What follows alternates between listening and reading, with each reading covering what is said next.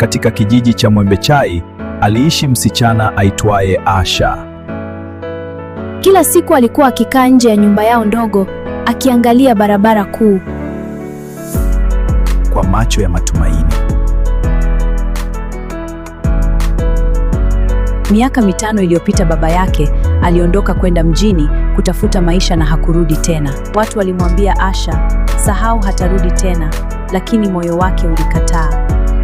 Siku moja jioni, wakati jua likizama, baiskeli ya posta ilisimama mbele ya nyumba yao. Sauti ilisikika, "Mimi namtafuta Asha," alisema mpostaji kwa mikono inayotetemeka. Asha alipokea barua. Ndani yake kulikuwa na maneno machache tu yaliyosema,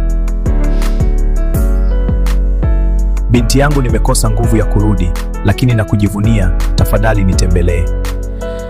Asha alikimbia ndani, machozi yakimtoka, lakini safari hii si ya huzuni, ni ya matumaini. Kesho yake, kwa mara ya kwanza, hakuwa tena anasubiri barabarani, alikuwa anaianza safari ya kumtafuta baba yake, na hapo ndipo hadithi halisi inaanza. Usiku wa kwanza ulikuwa mgumu, chini ya mti, akitazama nyota na kumkumbuka baba yake. Baada ya siku kadhaa, Asha aliingia mjini kwa mara ya kwanza, dunia mpya kabisa machoni pake. Aliuliza kila mtu, lakini hakuna aliyekuwa na majibu. Hatimaye mtu mmoja alisimama akamsikiliza kwa makini. Labda hapa ndipo tumaini lilipoanza tena. Walifika mahali ambapo baba yake aliwahi kuwa, lakini kulikuwa na ukimya mzito na siri isiyoeleweka.